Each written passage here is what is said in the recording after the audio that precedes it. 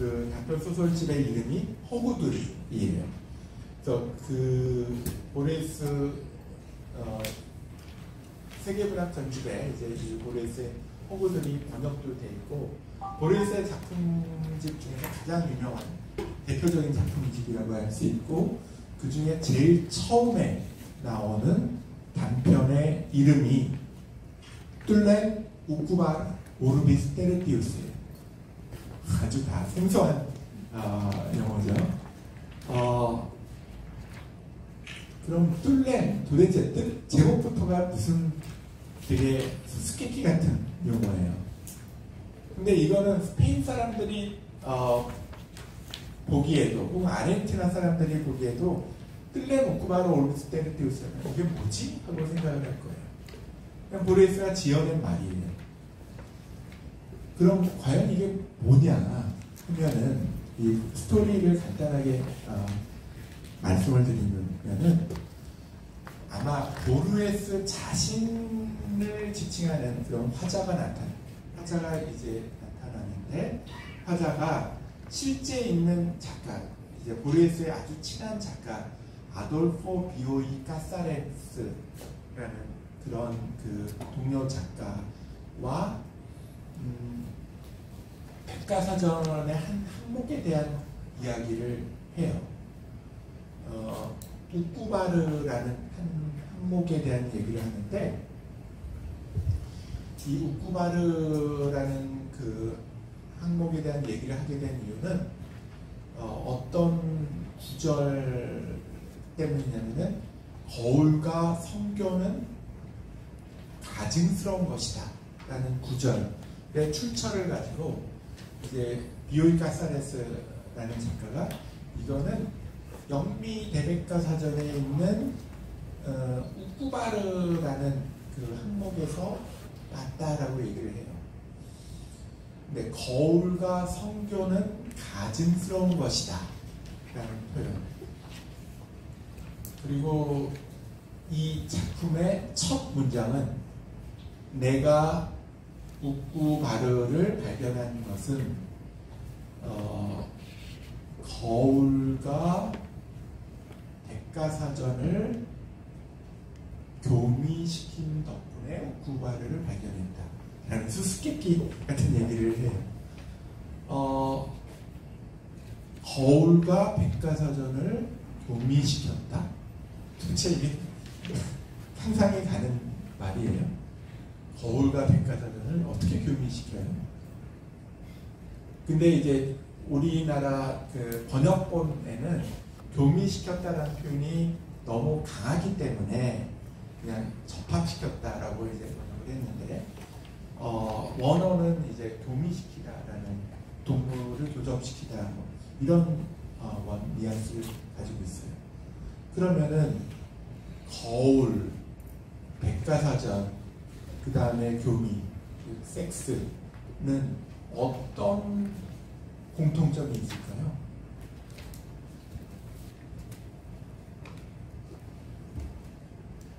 네. 네.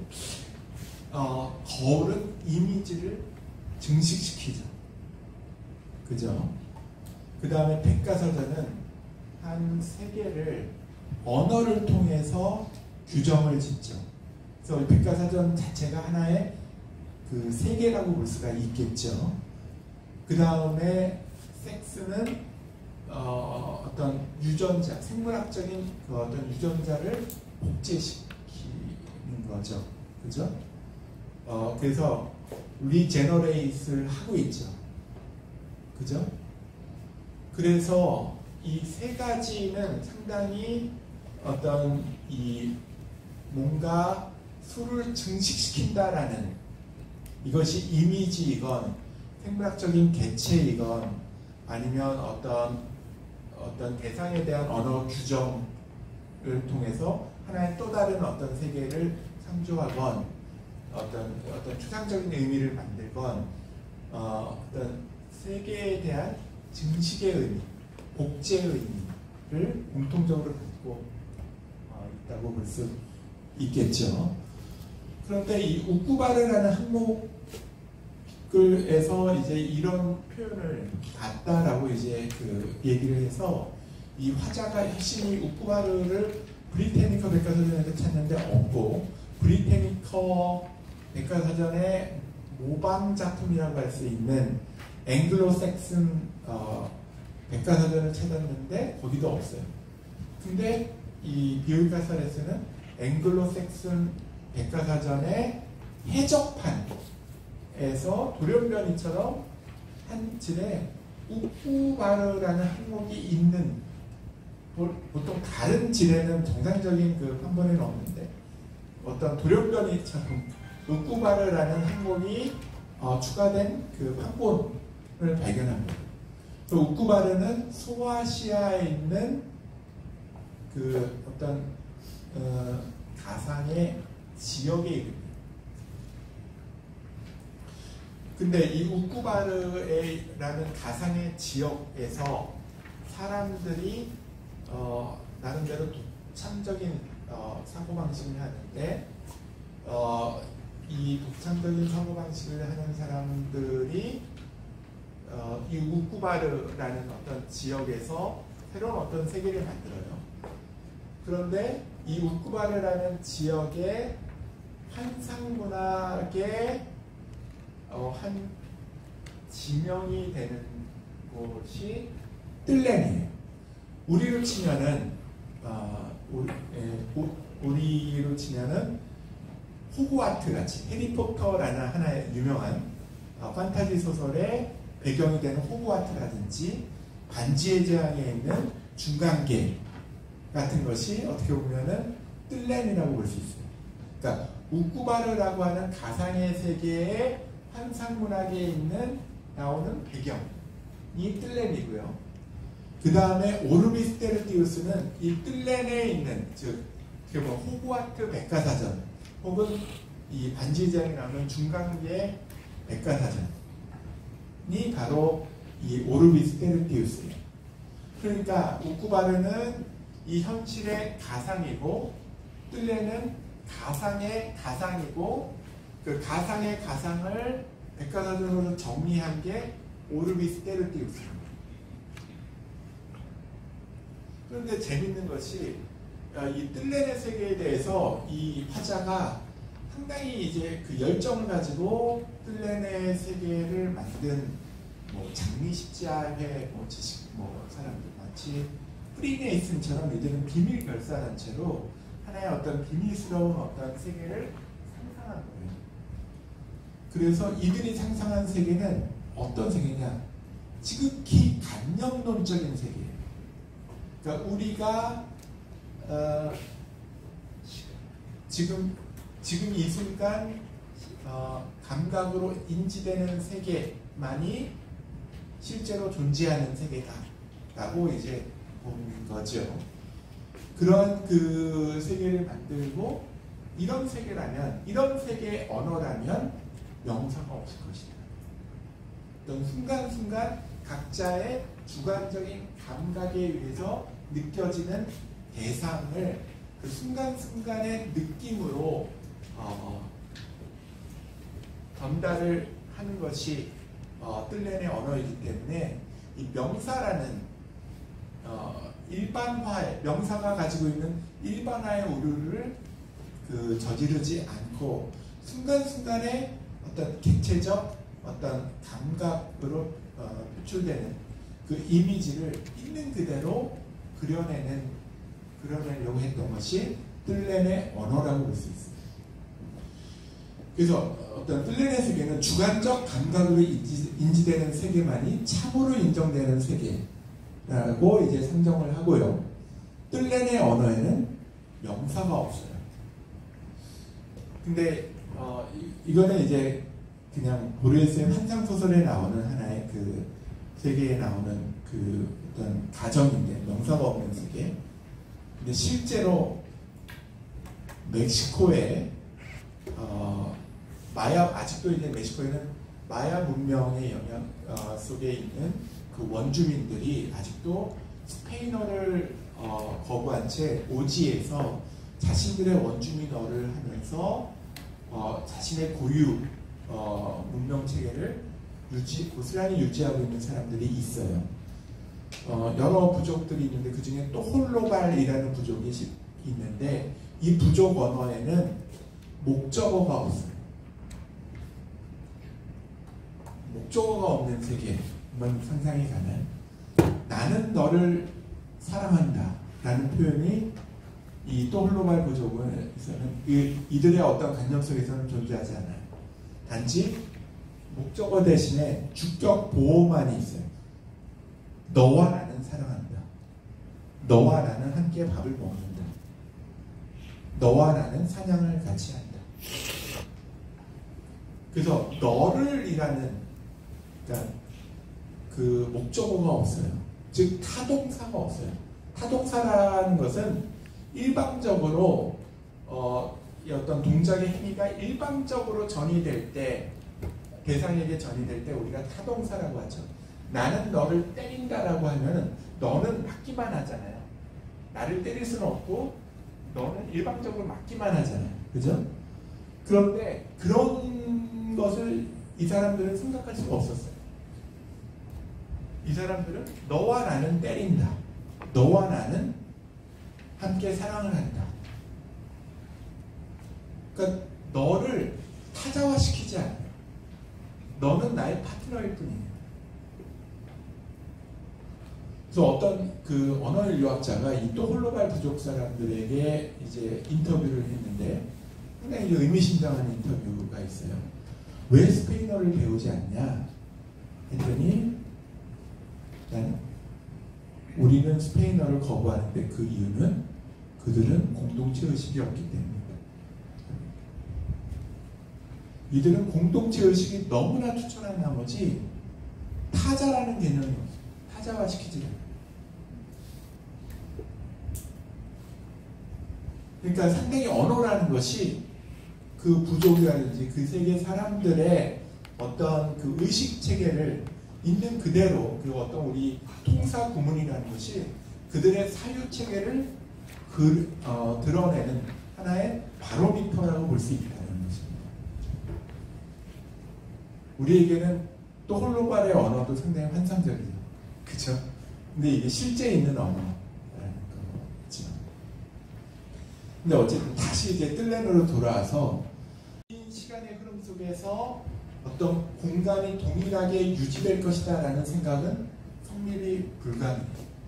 그리고 어떤 사람이 제가 오늘 핸드폰을 여기 두고 이제 이 강의실을 나갔는데 내일 제가 와서 여기 있는 핸드폰을 찾았어요. 당연히 이 핸드폰은 제 핸드폰이어야겠죠. 그죠? 근데 여기서는 그렇게 생각하지 않고 이 핸드폰이 누군가에서 가져갔다가 또 다른 누군가에 의해서 또 다른 핸드폰이 또 여기 주어져 있을지도 모른다라는 가정을 하는 거예요. 그래서 시간의 흐름 속에서 공간이 그대로 유지된다라는 그런 그 설정을 부인하고 있는 거죠. 그래서 극단적인 관념론 속에서 시간과 역사에 대한 통념을 부정합니다. 그래서 제가 그 보리스의 한 그 픽션들에 나오는 문구를 한번 그대로 인용해서 읽어볼게요. 그들은 현재란 규정할 수 없는 거고 미래라는 것은 현실적인 실체가 없는 현재적인 기억 같은 것이기 때문이라고 주장한다. 다른 학파는 이미 모든 시간은 지나갔고 우리의 삶은 이미 흘러가 버려 돌이킬 수 없는 어떤 가정에 대한 어슴푸레하고 의심할 여지 없이 조작되고 훼손된 기억 또는 반영이라고 선언한다. 다른 학파는 우주의 역사, 그곳 속에 우리들의 삶과 우리들의 삶에 정말 하잘것없는 여러 형태들에 들어있는 그러한 것은 악마와 타협한 우리의 우주라는 것은 우리의 세계라는 것은 악마와 타협한 한 하급신, 이걸 조물주라고 하는데 하급신이 만들어낸 문서에 불과하다고 선언한다. 그리고 또 다른 구절은 우리의 역사, 아니 우주의 역사라는 것도 조물주와 같은 하급신이 만들어낸 문서에 불과하다면 세상에는 단 하나의 주체만 존재한다는 아주 대담한 가설도 성립될 수 있다. 이 분리될 수 없는 주체는 우주의 각 개별적인 존재들이며 이 개별적인 존재들이 바로 신성의 신적인 것의 기관들이며 가면들이라고 생각한다. 그러니까 하급심이 만들어낸 하나의 설계도가 우리의 우리 우주의 역사라는 것. 그렇다면은 결국 각각의 어떤 개체라는 것이 무슨 의미가 있느냐 하는 거죠. 이 개별적인 존재는 이 하급심이 만들어낸 그 시나리오 속에 한 부품과 같은 존재에 불과하다라는 거죠. 그 다음에 또 이제 또 새로운 어떤 그 프레니르라고 또 어떤 신조어를 만들어내서 어떤 희망에 의해 추출되는 프레니르라는 관념은 현실에 영향을 주며 침투한다. 예를 들어 X와 Y가 잃어버린 연필을 찾고 있다고 가정할 때 X는 연필을 발견하지만 그것에 대해 입을 다물고 있을 때 Y가 X가 발견한 것 못지않게 더 사실적이고 더 자신의 기대치에 부응하는 두 번째 연필을 발견할 때 이 2차적인 물체들을 뜰레넷에서는 프레니르라고 한다. 예를 들어 태양 앞바다에 보물섬이 있다라는 어떤 그 역사적 기록에 의해서 어떤 그 사람들이 그 탐사단이 이제 시추를 결국 물속에 들어가서 하는데 그들이 생각했던 보물보다도 더 사실적이고 실제적인 어떤 그런 그 보물들이 자신들이 염원했던 그런 보물들이 발견됐대요.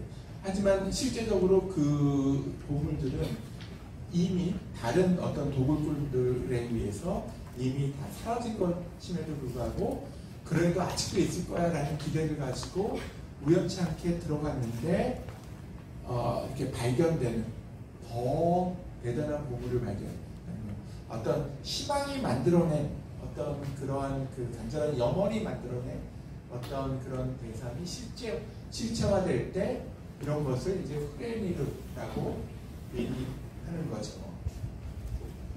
자, 이런 것이 이제 뭐에 대한 밑밥이냐면은 이렇게 뜰레네 세계에 대해서 마치 논문처럼 쭉 뜰레네 형이상학, 뜰레네 언어, 뜰레네 철학, 뭐 뜰레네 우주관 뭐 이렇게 쭉 설명을 하다가 끝이 나요. 그 다음에 나중에 후기가 등장하는데 이 작품이 1940년대에 쓰여졌는데 1946년도를 가상해서 이제 1946년에 이제 씌워졌다고 하면서 후기하는데 이 뜰레네 물체가 어떤 그 화자가 원추형의 어떤 그 물건을 손가락으로 이제 느끼게 되는데 이것을 보고 뜰렌이 이 세계 안에 침투했다라고 이제 느끼게 돼요. 이것도 물론 화자의 주관적인 판단이지만 그래서 후기는 마치 공상과학 소설처럼 이 뜰렌의 세계가 우리의 이 현실 세계를 지배해서 뜰렌의 언어가 이 어떤 일상 언어, 그 영어나 스페인어, 뭐 한국어 이런 우리가 쓰는 어떤 지구상에서 쓰는 언어들을 다 몰아내고 뜰렌의 언어가 주류 언어가 돼요. 그런 세계를 또 상상을 해요. 그리고 나서 마지막 문장이 또 의미심장한데 그럼에도 불구하고 나는 댄 브라운 브라운의 납골당 매장이라는 그 영어로 된 시를 스페인어 황금세기 시인이 깨베도 풍으로 번역하는 작업을 그때에도 할 것이다. 그때 영어나 스페인어는 이미 지금 뭐 라틴어처럼 사어인데 고어인데 그런 작업을 하겠다라는 거예요. 그래서 상당히 이제 이 텍스트는 어렵고 상당히 의미심장하고 도대체 논문처럼 씌워진 그런 텍스트인데 제가 왜 이 작품에 대해서 여러분들께 이 어려운 작품에 대해서 처음부터 여러분들께 이제 소개를 하냐면은 과연 우리가 흔히 문학이 이 세계에 대한 모방이자 묘사이고 문학은 단순히 그냥 우리에게 어떤 위안을 주고 우리가 어떤 심심풀이로 읽는 그런 소일거리가 아니라 때로는 그 문학이라는 것이 어떤 문학적 상상이라는 것이 우리의 현실을 번역시키고 변화시키고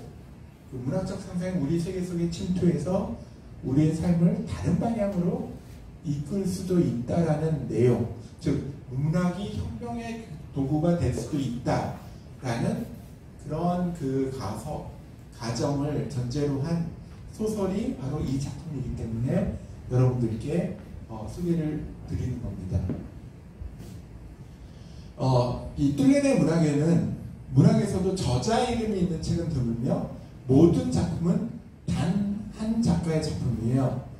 무시간적이고 익명이라는 생각이 확립되어 있다. 태양 아래 새로운 것은 없다라고 얘기하듯이 모든 작품은 그 이전 선배들의 작가의 모방작, 아류작에 불과하다라는 거죠.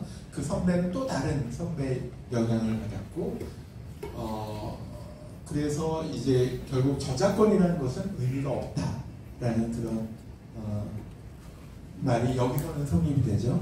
셰익스피어를 읽는 순간 독자는 셰익스피어가 됩니다. 뜰렌은 관념론을 극단으로 치고 나간다는 수학적 가정과 전제 아래 예측되는 매우 정교한 형이상학적인 체계이지만 이것은 어디까지나 가상에 불과한 작가가 상정한 허구 체계에 불과합니다. 그럼에도 불구하고 후기에서는 뜰렌의 세계가 현실에 침투하여 잠식한다고 전망을 합니다. 그렇기 때문에 어떻게 보면 SF 같은 환상문학이라고 볼 수 있는데 그 현실 세계의 모방에 불구하고 종속 변수에 불과한 문학이 현실을 변화시킨다는 설정 자체가 상당히 독특하다고 볼 수 있죠. 즉 문학이 혁명의 도구가 된다는 가정을 하고 있습니다. 그래서 그것이 허구에 불과할지라도 뜰렌에 매혹되는 그 화자처럼 텍스트가 구축해놓은 섬세한 묘사의 체계에 독자가 감동받고 매료될 때 어떤 작가와 독자 사이에 영혼의 공감장이 이루어지고 환상의 전이가 생겨나게 됩니다. 이런 환상의 전이와 감정의 공감장이 이 세계를 변화시킬 수 있는 어떤 동인이 될 수 있다는 거죠.